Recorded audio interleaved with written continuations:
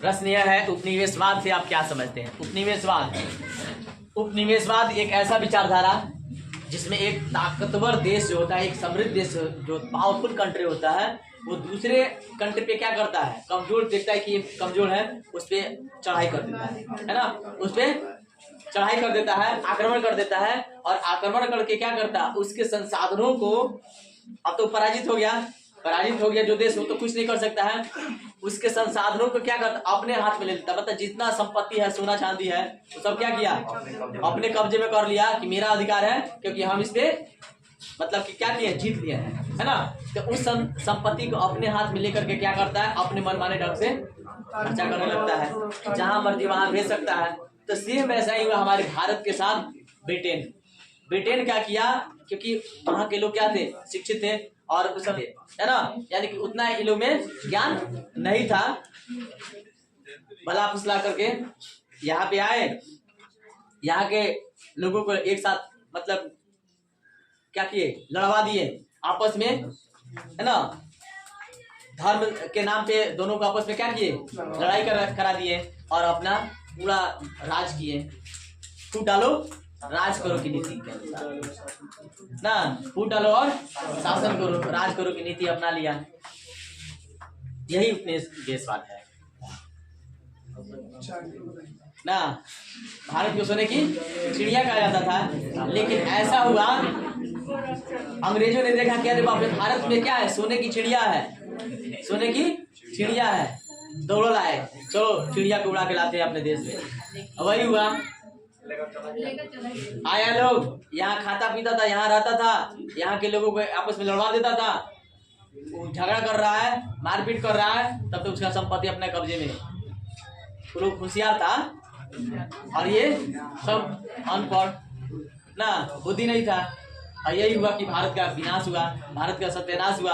भारत की जितनी संपत्ति, जितनी जो है ताकतवर, एक से एक जो संसाधन थे, वो सारा का सारा ब्रिटेन तो लूट के लेके चला गया, पूरा लूट के लेके चला गया, है ना। तो किसके कारण, निवेशवाद के कारण। तो प्रश्न यह है, बक्सर की युद्ध के बारे में लिखना है या ईस्ट इंडिया कंपनी और सिराजुद्दौला, क्योंकि बक्सर की युद्ध में सिराजुद्दौला भी शामिल थे, इसलिए सिराजुद्दौला, है ना।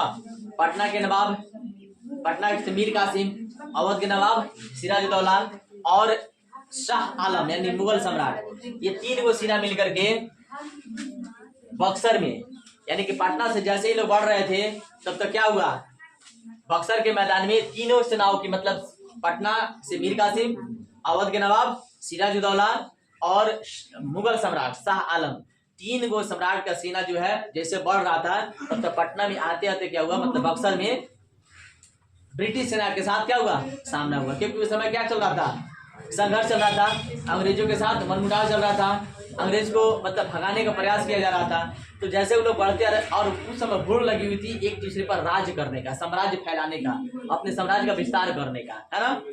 अंग्रेज चाह रहा था कि हम अपना साम्राज्य का विस्तार करें, जहां हम मतलब जितना हम छेक ले वो अपना हो गया ना। उस समय क्या होता था, जितना जो मतलब कब्जा कर ले उसका हो गया।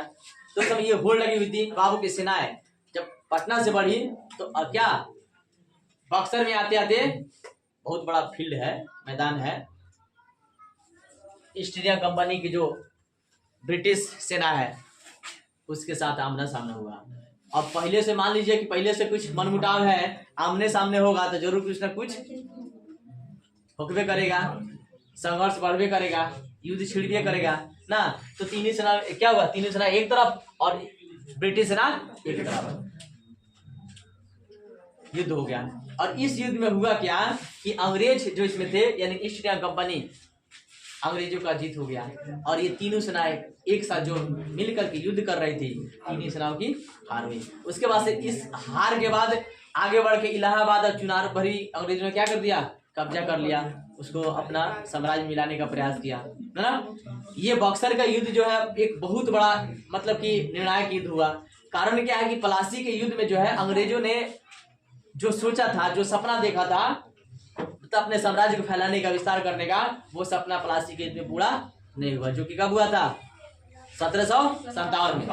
1757 में जो प्लासी का युद्ध हुआ, तो 1757 प्लासी के युद्ध में इस ब्रिटिश सेना का जो अंग्रेज जो थे, उन लोग की मंशा पूरा नहीं हुआ। उसके बाद जाते जाते 1764 में कौन युद्ध हुआ? बक्सर का युद्ध हुआ। बक्सर का युद्ध कब हुआ था? 1764 में। 57 की बात है, आते आते 64 आया और 64 में तब जा करके अंग्रेजों की मंशा पूरी हुई।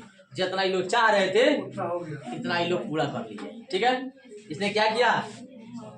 तीनों राजाओं को भी पराजित कर लिया। अपना साम्राज्य जो है उस साम्राज्य में, यानी उसका साम्राज्य जो है अपने साम्राज्य मिला लिया, है ना। जो प्लासी के युद्ध में ये सपना देखे थे, बक्सर के युद्ध पूरा कर दिया। क्योंकि प्लासी के युद्ध में ये लोग को हार का मुंह देखना पड़ा, ये लोग नहीं जीत सके, लेकिन बक्सर के युद्ध में ये लोग पूरी तरह से जीत गए। ठीक है, तो ईस्ट इंडिया कंपनी या सिराजुद्दौला के बीच संघर्ष या बक्सर की युद्ध। ठीक है, बक्सर की समझ में आया ना? बक्सर के युद्ध किसके बीच हुआ था? ईस्ट इंडिया कंपनी की ब्रिटिश सेना के बीच और ब्रिटिश सेना से और सिराजुद्दौला, मीर कासिम और शाह आलम, यानी तीनों सेना एक तरफ और ब्रिटिश सेना एक तरफ। ठीक है, इसमें किसकी जीत हुई थी? ब्रिटिश अंग्रेजों की।